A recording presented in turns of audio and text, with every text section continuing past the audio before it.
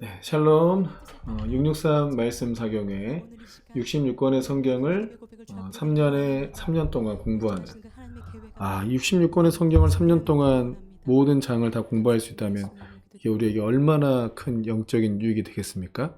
오늘은 마가복음 1장 29절에서 45절의 말씀을 함께 공부하도록 하겠습니다. 자, 1장 29절에서 45절 말씀. 자, 왼쪽에는 지도가 나와 있죠. 네, 지도에 이스라엘 지도가 이제 위에는 갈릴리 바다, 밑에는 사해 바다, 그리고 중간에 갈릴리 바다에서 사해 바다까지 내려가는 그 강줄기, 그것이 이제 요단강이라고 그랬습니다. 자, 오늘 배경이 이제 이 갈릴리 바다에서 갈릴리 호수 주변에 이렇게 도시가 몇 개가 있는 거예요. 성읍이고 마을인데 그 중에 가버나움이 그 당시에 가장 좀 중심된 도시였다고 이제 되어 있습니다. 그래서 그 가버나움에서 있었던 일들을 함께 공부하는 것입니다. 자, 29절의 말씀 보면 회당에서 나와 곧 야고보와 요한과 함께 시몬과 안드레의 집에 들어가시니. 자, 성경을 볼 때 항상 이제 장소를 살펴보는 게 중요하고 그리고 이제 시간을 살펴보는 게 중요하다고 여러 번 말씀드렸어요. 29절에 보면 회당에서 나와. 이 회당이 어디겠습니까? 21절에 나와 있는 그들이 가버나움에 들어가니라. 예수께서 곧 안식일에 회당에 들어가 가르치심에 이렇게 돼 있죠. 가버나움에 회당이 있었던 거예요. 그 당시 유대인들 10명이 있으면 성인 10명이 있으면 회당을 만들 수 있었는데 가버나움에 유대인들이 많이 살았습니다. 그래서 거기에 이제 회당이 있었던 것이죠. 그 회당에서 이제 귀신을 쫓는 일이 일어나고 그러고 나서 회당에서 나오셔서 야고보와 요한과 함께 시몬과 안드레의 집에 들어가셨어요. 회당에서 나오셔서 시몬과 안드레의 집에 들어가셨다. 왠지 굉장히 멀어 보이지 않죠, 느낌이. 네. 시몬의 장모가, 자, 30절에 보면, 시몬의 장모가 열병으로 누워있는지라, 사람들이 곧 그 여자에 대하여 예수께 여짜온대, 나아가사 그 손을 잡아 일으키시니 열병이 떠나고 여자가 그들에게 수종드니라. 저물어 해질 때 모든 병자와 귀신 들린 자를 예수께 데려오니, 온 동네가 그 문 앞에 모였더라. 예수께서 각종 병이 든 많은 사람을 고치시며 많은 귀신을 내쫓으시되 귀신이 자기를 알므로 그 말하는 것을 허락하지 아니하시니라. 자, 장소는 어디였어요? 그 회당에서 시몬과 안드레 집으로 들어가셨고 그리고 시간 나오죠. 시간. 장소와 시간을 일단 유념해서 보셔야 돼요. 32절에 보면 저물어 해질 때에 라고 시간이 되어 있죠. 이 저물어 해질 때에 우리가 이걸 잘 많이 그냥 넘어가는데 왜 해주고 나서 왔을까? 낮에 더워서 그랬나? 그런 게 아니고, 자, 21절에 보면, 아까 가버나움 나왔죠? 그때 예수께서 곧 안식일에 회당에 들어가셨죠. 이날이 안식일이었던 것입니다. 안식일에 회당에 들어가셨고, 29절에서도 안식일 그날 바로 회당에 나오셨고, 그리고 32절에 보면 안식일에 점으로 해가 졌어요. 그러면 안식일이 끝났다는 얘기거든요.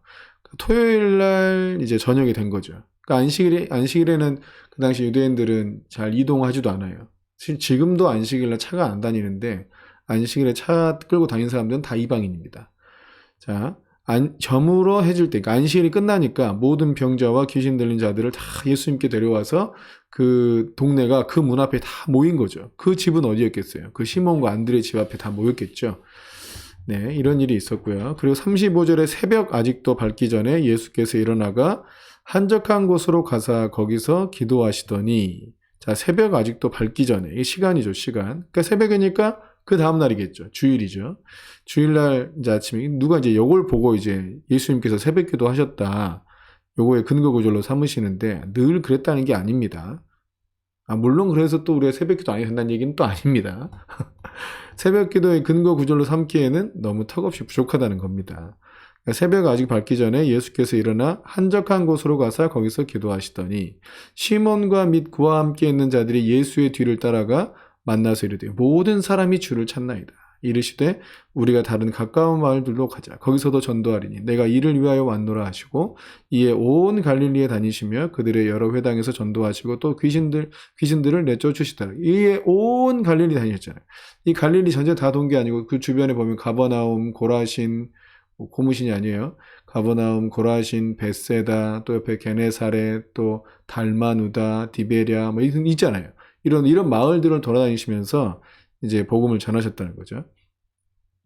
자, 일단 제가 본문을 다 읽고 또 설명을 하도록 하겠습니다. 40절에 한 나병 환자가 예수께 나와 꿇어 엎드려, 이 나병 환자, 문둥병자죠. 이 나병 환자가 그 당시에 유대 사회에서는 거의 이제 거의 격리 조치됐고, 그러니까 뭐 공동체 회중에 들어올 수 없었어요.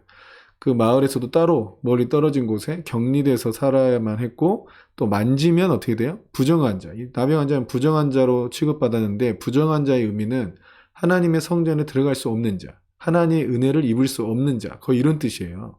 그러니까 굉장히 이미 저주죠, 저주. 그랬는데 이 나병 환자랑 접촉도 하면 안 돼. 접촉하면 접촉한 사람도 부정해지거든요. 근데 이 나병 환자가 와서 꿇어 엎드려서 원하시면 저를 깨끗하게 하실 수 있나이다. 주님께서 원하시기만 하면 저를 깨끗하게 하실 수 있나이다. 정말 믿음의 고백을 했죠. 주님께서 나를 고치시고자 하면 주님은 나를 그냥 고칠 수 있습니다. 그러니까 주님께서 원하시기만 하면 됩니다, 이거야. 그래서 41절에 예수께서 불쌍히 여기사 손을 내밀어 그에게 대시며 이르시되 내가 원하노니 깨끗함을 받으라 하시니 곧 나병이 그 사람에게서 떠나가고 깨끗하여진지라. 곧 보내시며 엄히 경고하사 이르시되 삼가 아무에게 아무 말도 하지 말고 가서 내 몸을 제사장에 보이고 내가 깨끗하게 되었으니 모세가 명한 것을 드려 그들에게 입증하라 하셨더라. 그러나 그 사람이 나가서 이 일을 많이 전파하여 널리 퍼지게 하니 그러므로 예수께서 다시는 드러나게 동네에 들어가지 못하시고 오직 바깥 한적한 곳에 계셨으나 사방에서 사람들이 그에게로 나아오더라. 자, 오늘 여기까지 한번 공부를 해보도록 하겠습니다. 일단 이 배경이 되는 이 가버나움을 한번 가볼까요? 자, 여기가 가버나움입니다. 자, 가버나움 보면 자, 오른쪽에 있는 이제 이 회당, 이게 회당 모습이에요. 근데 예수님 시대의 이 모습은 아니죠. 그럴 수 없죠. 이 모습이 무슨 신전같이 생겼잖아요. 그죠? 그러니까 이 자리에 이제 가버나움 회당이 있었고, 이게 이제 로마 시대를 거치고 또 이렇게 시간이 지나면서 이제 건축이 좀 바뀐 거예요. 제가 확실히 기억이 안 나는데 그렇게 돼 있습니다. 예수님 시대에 딱 그 모습은 아닌데, 뒤에 벽은 아마 저 뒤에 보이는 그 벽이 예수님 시대의 그 벽이랑 같은 벽이라고 제가 성교수를 갔을 때 들은 것 같아요. 그래서 우리는 저 뒤에 가가지고 예수님께서 이곳에서 귀신을 내쫓고 병자를 고치는 이 가버나움에 사시면서 역사하셨던 그 예수님의 그 기름 부으심, 이것을 우리가 얻으려고 막 저기에서 막 기도하고 이랬던 것 같아요. 그러니까 막 은혜가 있습니다. 굉장히 은혜가 있어요.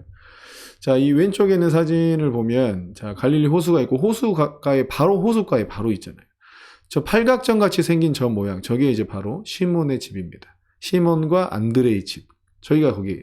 실제로 저 아래 보면 모양이 팔각정 모양으로 이렇게 둘러있어. 이 팔각형 모양이 이렇게 해가지고 둘러있어요. 크죠? 회당만 해요. 집이 회당만 해요. 굉장히 커요. 그래서 시몬의 장모를 주님께서 고치시고 또 시몬의 장모가 예수님께 수종 들었다. 이렇게 나오잖아요. 그러니까 수종 들었다. 어디까지 수종 들었냐? 저희가 이제 가버나움의 저 집을 예수님께서 공생의 사역을 하시는 기간 동안에 온전히 내어드린 것이죠. 집도 크고 그러니까 제자들과 함께 모이고 또 거기서 치유사역 하시니까 많은 사람들이 모였어요. 그리고 거리가 가깝죠. 우리가 29절 말씀에서도 회당에서 나와서 시몬과 안드레 집에 들어가셨죠. 저 회당, 바로 그 회당터예요, 저기가.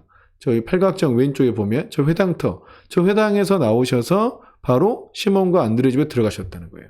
저 회당이 이제 오른쪽에 있는 모습인데, 저 시몬과 안드레의 집에서 나와서 조금만 걸어서 올라가면, 자, 오른쪽에 아랫부분, 저 길로 가서 저 길로 지나갑니다. 저 길로 지나가가지고 바로 저 회당으로 들어갈 수 있게 돼 있어요.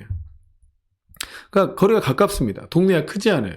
한 2,000명도 못 살았을 것 같은데, 2,000명 정도 살았다 그래요. 2,000명 어떻게 살아? 이 중간에 있는 저 회당과 시몬의 집 사이에는 저게 다 마을이에요. 집입니다. 집터예요, 집터. 주변은 다 저렇게 약간 까맣게 돼 있는 저 돌들이 다 집터거든요.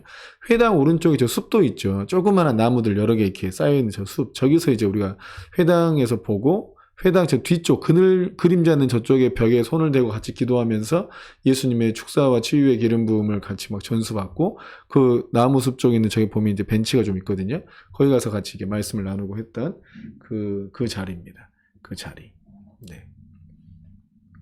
뭔가 좀 이렇게 의미가 있는 그런 자리죠. 29절에서 34절 말씀에 보면 아까 좀 읽으면서 잠깐 언급했던 부분들인데, 자, 회당에서 나오셨죠? 여기 아까 그 가버나움, 이게 21절에 나와 있는 그 가버나움 회당에서 나오셔서 그 앞에 있던 시몬과 안드레 집에 들어가시고, 근데 마침 시몬의 장모님이 거기서 열병으로 누워 있었어요. 사람들이 그 여자에 대해서 예수께 여짜오니까 나아가서 그 손을 잡아서 일으키셨잖아요. 그러니까 보통 우리나라도 옛날에 남녀 칠세 부동석이라고 해서 남자가 여자 손을 한 번에 잡고 이러지 않았잖아요. 그러니까 이 모습도 실상 예수님께서 그 당시 문화나 어떤 그런 것에서는 벗어났죠.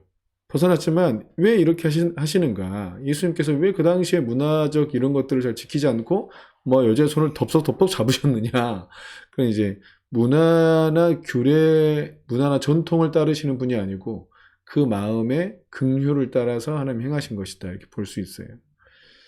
네, 그리고 그 손을 잡는 이런 행위들은 우리 영적으로 볼 때는 어떤 기름 부음이 흘러 들어가는 그런 어떤 통로가 될 수 있기 때문에 이렇게 하셨다고 보고, 또 점으로 해질 때 이게 이제 안식일이 끝나고 21절에 안식일에 회당에 들어가 가르치심에 했고, 또 점으로 해질 때에 돼 있으니까 안식일이 끝나고 모든 병자와 귀신 들린 자들 예수님께 데려왔죠. 그래서 예수님이 각종 병든 사람들을 다 고치시고 또 많은 귀신을 쫓아내시고 이런 사역들을 많이 하셨는데, 뒤에도 보면 나병 환자도 고치시고 중풍병자도 고치시고 왜 이렇게 병자를 고치시는 일들, 또 귀신을 쫓으시는 일들을 많이 하셨느냐. 자, 이것이 이제 실상 메시아, 예수님이 바로 메시아이심을, 구약에서 약속한 바로 그 메시아이심을 증거하는 예수님의 사역이에요. 자, 귀신 들린 자나 병든 자는 이제 성전에 들어갈 수 없었습니다.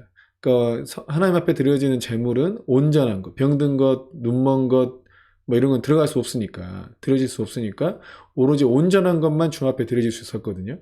사람도 병들고 사람도 어디가 아프고 특히 죄인이고 이러니까 하나님의 성전 앞에 하나님의 어떤 임재와 영광 안에 들어갈 수가 없어요. 모든 사람이 죄를 범하였음에 하나님의 영광이 들어갈 수 없어요. 근데 죄의 어떤 결과물 중에 하나가 질병이고 또 뭐 귀신 들림이고 이러니까 그 죄로 인해 하나님의 영광이 들어갈 수 없었는데, 이제 예수님, 이 메시아는 어떤 분이냐? 우리의 이 불완전함, 하나님 앞에 나아갈 수 없는 이 합당치 않은 것을 고치시고 회복시키시고 완전케 하셔서 주의 성전에 들어가고 주의 임재에 들어갈 수 있는 완전한 상태로 바꿔주시는 분, 그분이 바로 그리스도가 하시는 일이에요.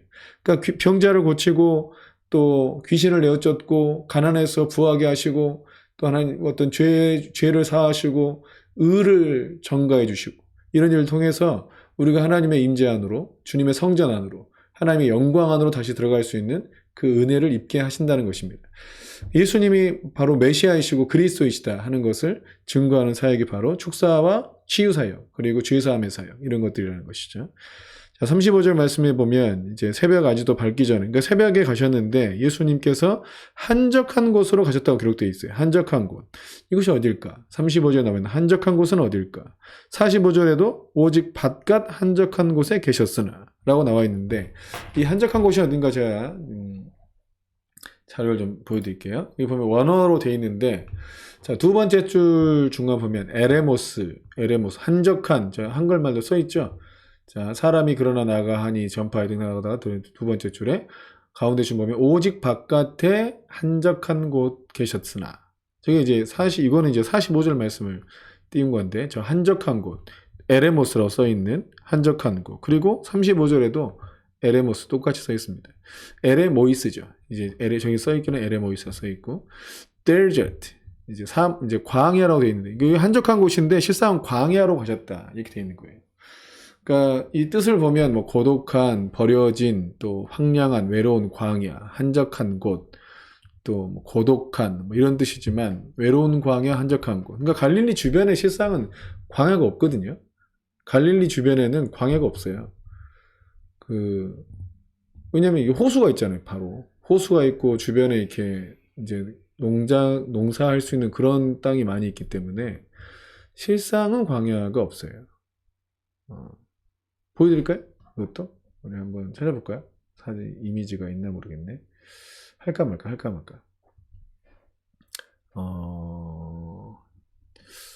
제가 갈릴리의 어떤 좀 그런 모습을 제가 사진을 하나 찾아드릴게요.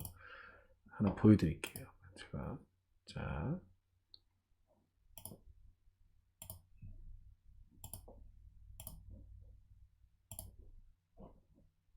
자, 이렇게 생겼습니다.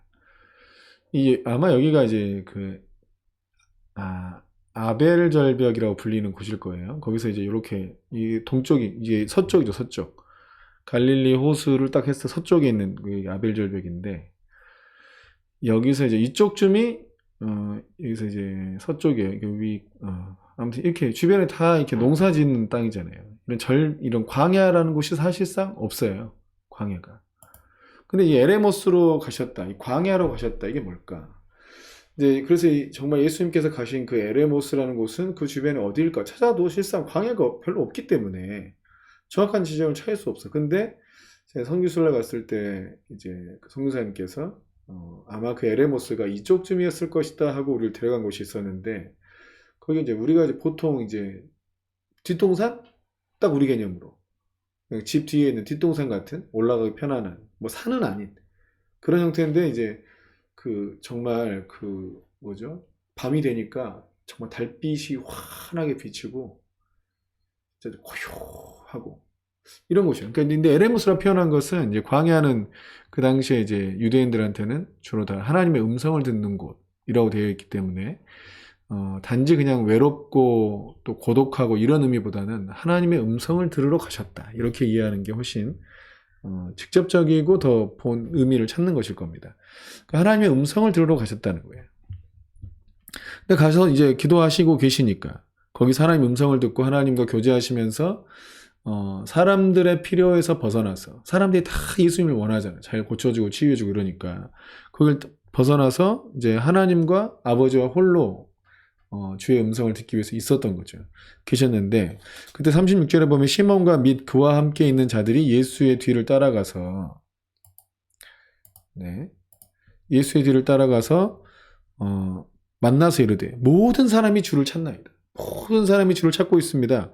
이르시되 우리가 다른 가까운 마을들로 가자. 거기서도 내가 전도하겠다. 가까운 마을로 가자. 내가 전도하겠다. 내가 이를 위하여 왔노라 하시고 온 갈릴리 다니시면서 그들의 여러 회당에 전도하시고 또 귀신 쫓아냈어. 그러니까 이제 이걸 보면 뭐냐면 우리도 늘상 사역을 하다 보면 그런 게 있어요. 많은 사람이 찾아요. 그래서 그 사람들의 모든 필요를 채워주려고 그러면 너무 지치고 힘들고 어렵고 어쩔 때는 정말 피하고 싶고 이럴 때가 있어요. 근데 주님께서 사람들을 만나시고 주님의 입장에서 고칠 사람, 만나줘야 될 사람, 또 회복시켜야 될 사람 얼마나 많았겠어요. 솔직히 그러잖아요. 얼마나 주님이 다 만나서 그들 다 안수해주고 위로해주고 치료해주고 이런 사람들이 얼마나 많았겠냐고. 주님은 또 그러고 싶어 하지 않으셨겠습니까? 근데 주님께서 모든 사람들이 주님을 찾고 있는데 주님은 그 사람들이 찾는 그 필요에 반응해서 가시지 않았고 우리가 다른 가까운 마을로 가자. 왜냐하면 내가 이를 위하여 왔노라. 그러니까 주님께서 움직이신 중요한 동기는 사람들의 필요를 채워주기 위함이 아니었어요. 아버지의 뜻을 이루기 위함이었죠. 그러니까 주님의 부르심을 성취하기 위하여 아버지의 뜻을 따라 가신 것이었지 사람들의 필요를 따라간 것은 아니다 이거예요. 물론 주님께서 그 사람들을 치료하시고 사람들을 위로하시고 그들을 온전케 하셔서 구원하셔야 될 중요한 목적이 있죠. 당연히. 근데 더 우선적인 게 뭐다? 하나님의 부르심을 따르시는 것이었다. 우리가 하루하루의 이제 삶에서도 마찬가지인데 우리가 많은 사람들의 필요를 채우려고 하다 보면 항상 지치고 힘들고 어렵고 이럴 때가 있습니다. 자녀들을 가정에서도 마찬가지예요. 배우자의 어떤 필요를 채워주고 자녀들의 필요를 채워주고 다 누군가의 필요를 채워주고 하다 보면 내가 지치고 탈진하고 내 인생은 이게 뭔가 막 갑자기 내 인생의 의미가 막 사라지는 것 같아. 여러분 그렇게 하면 안 돼요.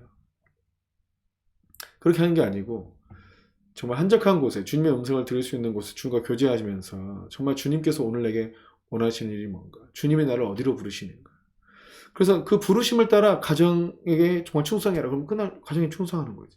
주의 부르심을 따라 그냥 사람들의 필요에 이끌려간 거하고 하나님의 부르심을 따라서 그 섬김을 하는 것은 정말 차원이 다른 거예요.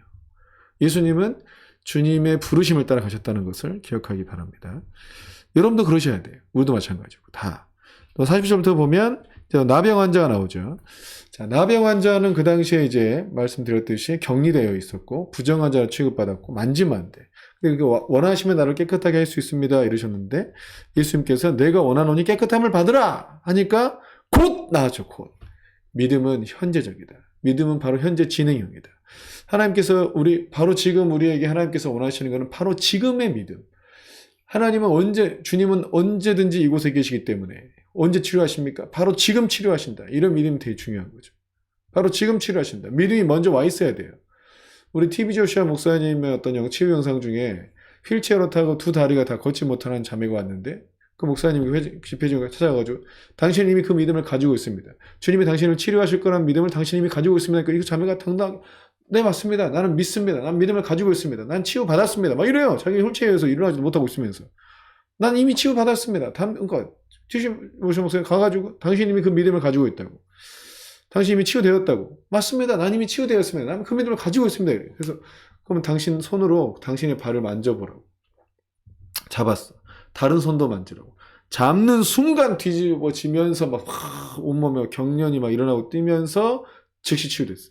그러니까 그 믿음은 여러분 증상의 회복이 좀 시간의 차이가 있을 수 있어요. 근데 믿음은 현재적이어야 돼. 바로 지금 주님의 기름 부음 임하고 바로 지금 주님의 치유가 나타나고 바로 지금 주님이 내 안에 들어오셔서 그 말씀이 내 안에서 역사하신다. 바로 지금 주님의 그 치유하시는 말씀이 내 안에서 역사하신다. 그 믿음은 지금 현재적이야. 나중에 믿어야지. 주님 가고 나면 믿어야지. 이러면 안 돼요. 예배 끝나면 믿어야지. 이러면 안 돼. 바로 말씀 떨어지는 그 순간에 믿고 그 말씀이 내 안에 현재적으로 바로 지금 역사하는 걸 믿어야 되고요. 그래서 곧 나병이 그 사람에서 떠나고 깨끗해진지라. 주님께서 알리지 마라 했는데 다 소문내고 다녀요. 왜 알리지 말하셨을까? 아직 주님의 때가 아니기 때문에. 아직 주님께서 막 다 알려져가지고 사람들이 막 오면 좋은 사람들도 오고 정말 필요한 사람도 오지만 예수님을 죽이려고 하는 사람들도 와요. 그럼 주님께서 행하려고 하신 일들을 이룰 수 없게 돼. 그렇기 때문에 주께서 그들로 하여금 조용하라고 말씀하신 것인데 자꾸 이거를 퍼뜨리는 사람이 있기 마련이지. 안타까운 일이죠. 자, 오늘은 29절에서 45절까지의 말씀을 함께 나눴는데 자, 문단마다 약간의 포인트가 있죠. 좀 정리해 보면 29절에서 34절에서의 말씀은 뭐로 하면 좋겠어요? 제가 그거 했던 것 같은데 그러니까 회당에 대한 배경을 좀 자세히 설명해 드렸고 예수님께서 이렇게 손을 잡고 이러신 일, 그러니까 문화와 전통과 규례에 묶여있기보다는 주님 안에 있는 긍휼의 마음을 따라서 주께서 행하셨다. 그 사랑의 마음을 따라, 안타까워하는 참 이 영혼의 마음을 따라 행하셨기 때문에 그 여자의 손을 잡아 일으키시기도 했고 40절 뒤에 봐도 문둥병자의 불쌍히 여기사 손을 내밀어 이러잖아요. 손대지 않는데 불쌍히 여기사 손을 내밀어. 그러면서 그에게 대시며 이르시되 이건 다 이게 어떤 규례나 어떤 문화와 전통에 묶여있는 분이 아니고 정말 주님의 긍휼의 마음을 따라 행하셨다는 것. 그리고 이 한적한 곳은 하나님의 음성을 듣는 곳이고 예수님께서는 사람들의 필요에 반응하여 필요 채우다가 끌려다니는 분이 아니고 주의 부르심을 따라가는 분이었다는 것. 이것이 우리에게 굉장히 중요한 삶의 이제 지표가 되는 거죠. 자, 또 문둥병자를 고치신 장면을 통해서는 주께서 주님이 온전케 하시는 역사 중에 하나고 또 긍휼히 여기는 그 몸이 나오고 또 제사장에게 보이고 또 아무에게도 말하지 말고 먼저 가서 내 몸을 제사장에게 보이고 이렇게 하라 했잖아요. 근데 그 사람이 널리 퍼뜨렸다 이거예요. 그러니까 주님은 이런 치유나 축사의 사건들 자신이 메시아라는 것에 대해서 증거하시길 원하시긴 했지만 또 이게 갑자기 막 다 퍼뜨려지기 이렇게 원하신 분은 아니에요. 그때는 원한 게 아니에요. 왜냐하면 예수님이 그 십자가를 지시기 전에 충분히 해야 될 사역들이 있는데 이것이 방해받기 때문입니다. 하나님의 때에 하나님의 일들이 일어나는 게 중요한 거죠. 그래서 사람들의 어떤 회방으로 인해서 일이 퍼지는 걸 원치 않으셨는데 이게 또 알려지는 걸 원치 않았어요. 여러분 우리 이런 부분 이럴 수 있어요. 우리는 어떤 일을 하면 뭐 조그만 일만 해놓고도 막 이게 막 알려져가지고 막 진짜 이런 거 있어요. 저도 막 처음에 능력 받고 누가 병 고침 받고 귀신 쫓겨나고 이러니까 제가 떠들고 다녀요. 제가 내가 귀신 쫓았다고 내가 막 가보니까 이렇더라고 막 귀신 하고 다녔어. 그랬더니 이단으로 몰리더라고. 이게 바보짓이지. 그러니까 우리가 하나님의 능력으로 뭔가 치유하고 하나님의 능력으로 누군가를 고치고 하나님의 능력으로 정말 그를 생명의 삶으로 인도했어. 하나님의 살아계심을 나타내 보여줬어요. 그러면 이제 그것을 하나님께서 일으키시기 전에 우리가 막 드러내려고 하면 안 돼요. 그러면 이게 다 공격이 될 수가 있기 때문에 하나님 뜻을 온전히 이룰 수 없고 우리 마음이 들려서 하나님께 영광 돌리려고 하기보다는 내 이름을 막 자랑하고 싶은 그런 충동이 일어나기 때문에 하나님께서 나를 높이실 때까지는 높아지려고 하지 마라. 높이셔도 나를 낮추려고 해야 된다. 네, 이런 말씀을 같이 나눴습니다. 우리 기도하고 마치겠습니다. 오늘도 정말 승리하시기를 바랍니다. 하나님 감사합니다. 주님, 주께서 우리와 함께 하시고 정말 긍휼과 사랑과 자비가 풍성한 마음으로 우리 인도하신 주님을 찬양합니다. 성령이 우리 가운데 충만하게 임하여 주시옵소서. 성령이 우리 가운데 충만하게 임하여 주시옵소서. 성령이여, 주께서 사회적 전통이나 규례보다도 주님께서 우리를 사랑하시는 마음, 정말 우리를 불쌍히 여기시는 마음으로 행하시는 분이심을 믿습니다. 주여, 우리를 불쌍히 여기소서. 바로 지금 우리를 불쌍히 여기소서. 바로 지금 주님을 찾는 영혼들의 마음을 만져주옵소서. 바로 지금 주님을 찾고 구하는 영혼들의 마음을 만져주시옵소서. 만져주시옵소서. 위로하여 주옵소서. 치료하여 주옵소서. 새롭게 하여 주시옵소서. 또 하나님, 우리가 사람들의 필요나 세상의 필요에 이끌림 당하고 끌려다니는 것이 아니라 오직 주님, 오직 주님의 부르심을 따라, 오직 주님의 부르심을 따라 날마다 주의 뜻을 구하며 나아갈 수 있도록 역사하여 주시옵소서.